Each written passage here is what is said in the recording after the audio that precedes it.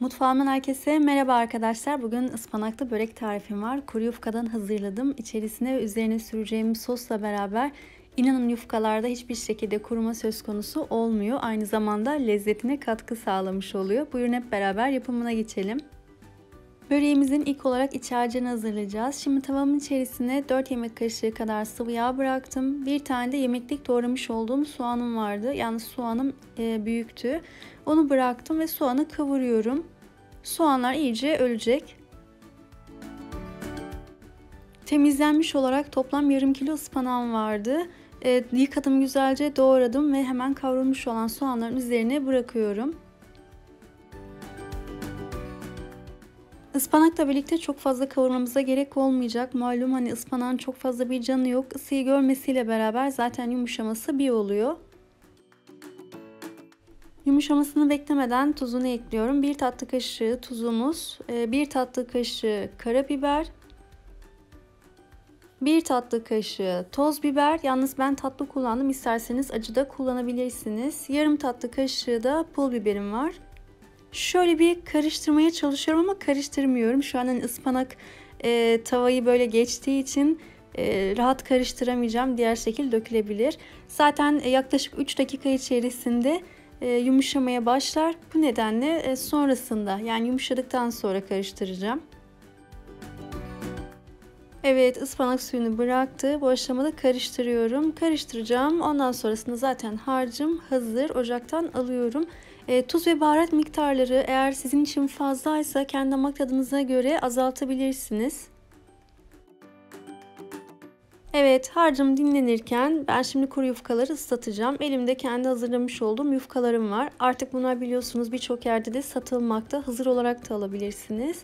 Bir tepsinin içerisine soğuk su bıraktım ve dikkatli bir şekilde önlü arkalı olacak biçimde yufkalarımı ıslatıyorum. Kırılmamasına da dikkat edelim.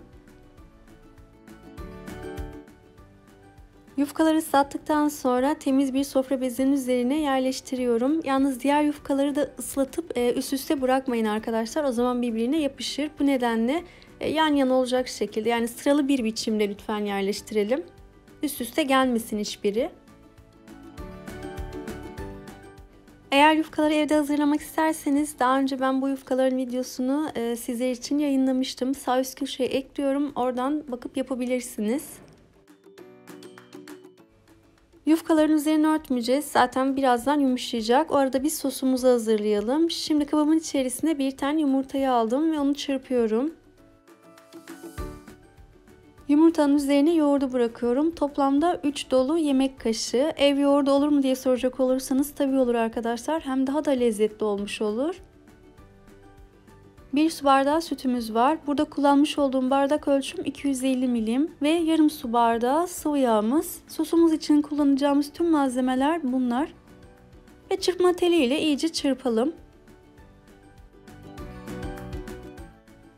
Evet, sosum hazır. Yufkalarım da gördüğünüz gibi yumuşadı. Harcım da soğudu. Şimdi yufkalardan bir tanesini masamın üzerine alıyorum. Harcımı da kullanacağım yufka sayısı kadar önden bölüyorum. Hani böylece ne az ne çok hiçbirine dağılmamış oluyor harç. Evet, şimdi yufkanın bakın her tarafına sostan gezdiriyorum. Gelişigüzel gezdirebilirsiniz. Ispanaklı harcımı da yerleştiriyorum. Daha sonra bakın ellerimle ortaya doğru yayıyorum. Tamamını kaplamayacak yufkamızın.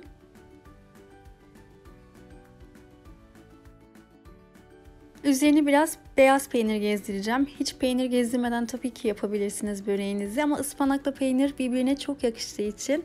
Bir de çocuklar ayrıyeten peyniri yemiyorlar ama ıspanağın içerisinde bu şekilde koyduğumuz zaman çok güzel yiyebiliyorlar. Bu nedenle ıspanaklı börek yaptığımız zaman muhakkak peynir de atıyorum. Ve rulo şeklinde bakın sarıyorum. Yalnız rulonuz gevşek olmasın. Olabildiğince lütfen sıkı sarın.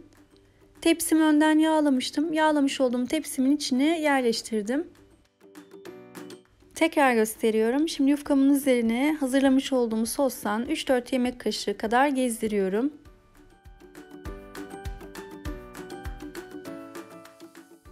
Harcı bırakıyorum ve ellerimle yufkanın ortasına doğru yayıyorum.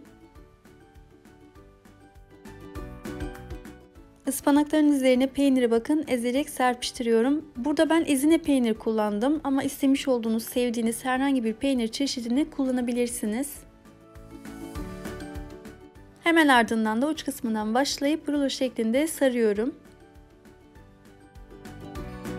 Tepsi yerleştirirken hepsini arka arkaya gelecek şekilde yerleştirdim.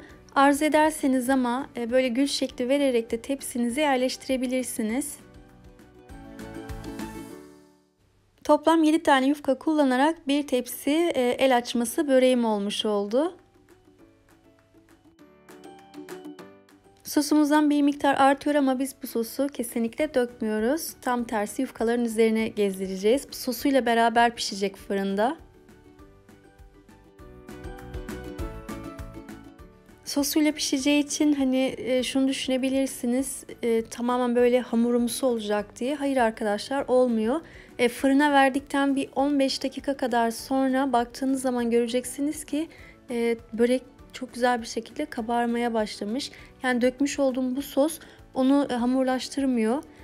Tam tersi böreğin fırından çıktıktan sonra da taze kalmasını, yani sürekli böyle yumuşak kalmasını, kuru olmamasını sağlıyor. Bu nedenle vermiş olduğum sos ölçüsüne dikkat ederek yaparsanız güzel bir sonuç almış olacaksınız. Şimdi fırına vermeden önce dilimleme işlemine geçiyorum. İstemiş olduğunuz büyüklükte dilimleri ayırabilirsiniz. Yalnız keserken böyle keskin dilimleme yapmayın arkadaşlar. Böreğimiz zaten yumuşak. Sadece yeri belli olacak şekilde dilimliyorum. Son olarak üzerine biraz çörek otu gezdiriyorum. Susam da serpebilirsiniz veya ikisini karışık da serpebilirsiniz. Evet, böreğim artık fırına gitmeye hazır. Önceden ısıtmış olduğumuz 190 derecelik fırında alt üst kızarana kadar pişiriyoruz. Böreğim fırında pişerken bir sonraki videomdan da size küçük bir kesit vermek istedim. Midye tatlısı yapacağız inşallah bir dahakine. Evet, böreğim hazır. İnanın pişerken böyle fırından efsane kokular yayıldı. Şimdi ben fırına verdiğim zaman bol bir sosu vardı. Gördüğünüz gibi sosun hepsini çekti. Dışı çıtır çıtır, içi ise yumuşacık bir börek. Yalnız bu çıtırlığını tamamen devam ettirmiyor arkadaşlar. Böyle biraz dinlendikten sonra üst kısmı da yumuşuyor. Şimdi daha önce çizik atmıştık fırına vermeden önce. Onların üzerinden geçerek artık böreğimi tam olarak dilimliyorum.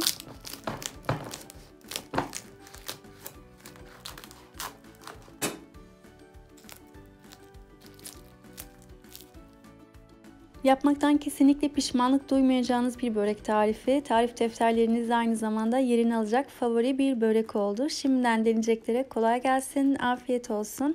Eğer varsa yapmamı istediğiniz bir tarif yorum kısmına yazarsanız en kısa zamanda yapıp paylaşmaktan mutluluk duyarım. Bir diğer videomda görüşmek üzere. Hoşça kalın, sevgiyle kalın.